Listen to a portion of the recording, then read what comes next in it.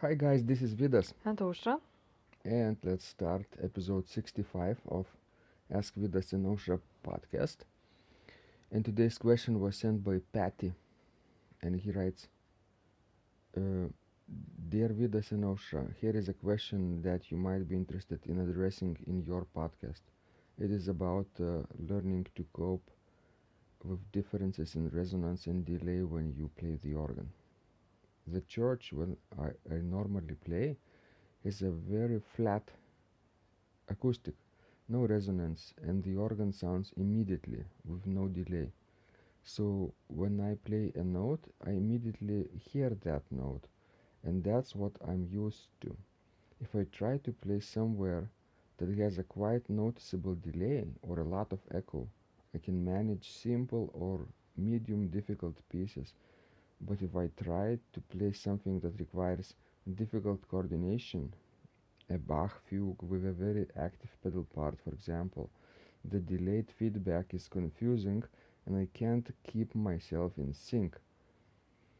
And how do you manage this? Do you play more slowly or more detached?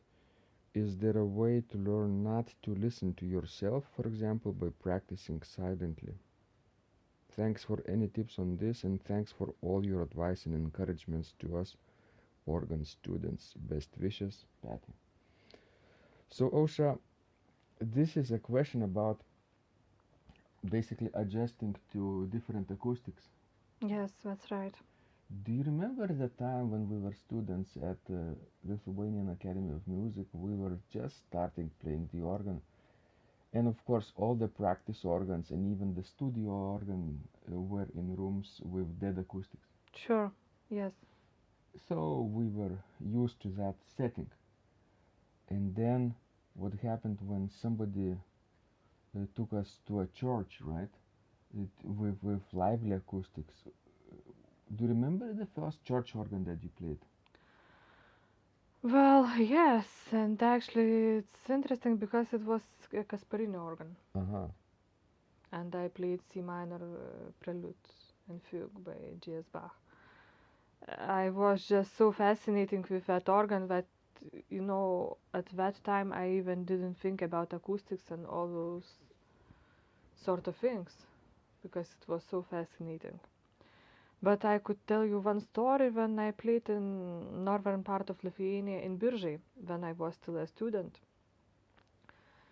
And that organ was pneumatic organ sort of romantic style, like late 19th century, early 20th century organ. And simply I could not manage playing it because the sound was so delayed no matter what I did. And instead of just letting organ sound and to let it go, I was pushing harder and harder, and the more I was trying to to control that organ, the more delayed it sounded. It was so frustrated. But when I came back to the same instrument many years later, I found no difficulty to play it. So to make a long story short, the more you try different instruments in various settings, the easier it will get. Good, What do you think about it? good story. I believe I played in Birjai too, and maybe not on that occasion, but yes, if you listen to what you basically hear in the room, your playing starts to be slower and slower and slower. But if you try to mechanically play with your fingers and your feet, just like it would be in a normal setting, but disconnect your ears a little bit from the echoes, then it's normal. But of course, as a beginner, it's extremely difficult to do this. But as Patty mentioned in her question, that's very true what she mentioned. That if you are playing in a large acoustics, definitely you have to articulate more, especially when playing Bach or any kind of polyphonic music. because that will give you better sound, and of course you might want to slow down just a little bit in a large acoustics. Yeah, we usually slow down and articulate more, make larger spaces between the notes when we play in large settings with huge reverberations. For example, at our church, St. John's Church, at night when we play with full organ, mm, then there is very quiet in the church and outside the church too. So so the reverberation increases up to maybe 5, 6, or even 7 seconds, right? Especially when the room is empty.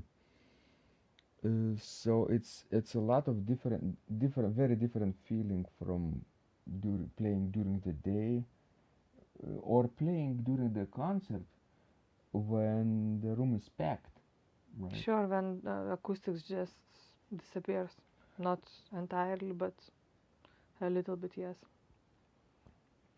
So we always listen to what is happening downstairs with our sound. We listen to echo, not what we are playing right here, but what the listener is actually hearing. Yes, and no, when you're playing in a large acoustics, you have to keep in mind phrasing, the end of sentences. Never jump up to the next one because it will sound bad.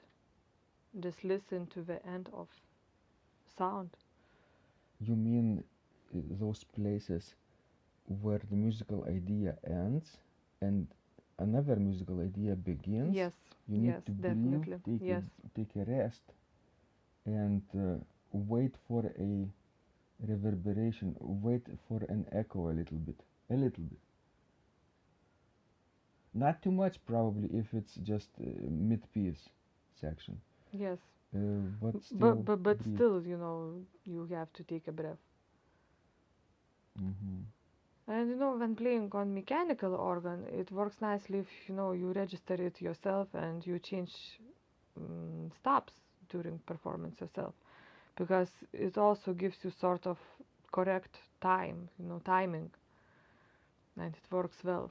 Because if you have to move your hand and to add or delete a stop, it will gives quite a good amount of time, and works nicely acoustically. And even on electro-pneumatical organ with combinations, you can pretend that you are pushing the stops yourself by hand.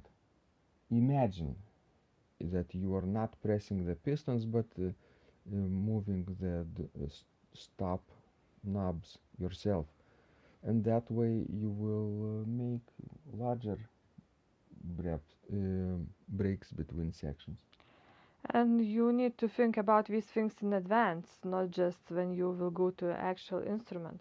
But for example, if you have settings that you are learning a piece on the classroom organ with that acoustic, or at your home church with no acoustics, but you know that you will have to perform it on the different kind of instrument with larger acoustics, you need to pretend that you have that acoustic already. You need to think about things in advance,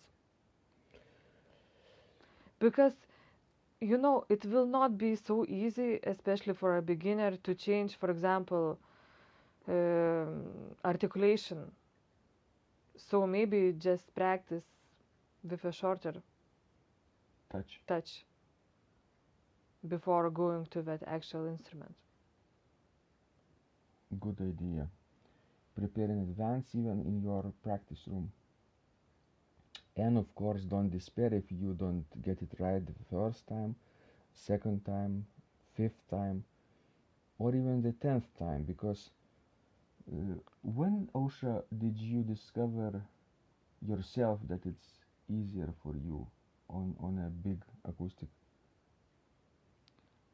Well, it took quite a while. I think it took a few years at least. Few Of years, so many yes, performances, yes, right? many performances.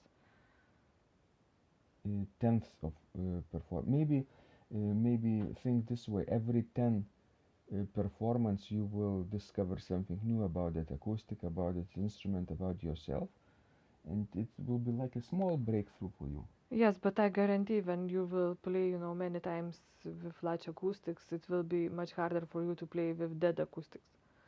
When you can actually hear every little thing that you even will not notice on the, large organ in big acoustics. Yeah, it's very slippery to play with dead acoustics. Everything is visible, and you're sort of naked in I front know of. if now I would have to play at the Academy of Music in that, room where we played all our exams, I would probably just die. Okay, guys, we hope this was useful to you. Please send us more of your questions. We love helping you grow as an organist. And you can do this by subscribing to our blog at organduo.lt if you haven't done so already, and simply replying to any of our messages that you get. Thanks, guys. This was Vidas. And Ausra, And remember, when you practice, miracles happen.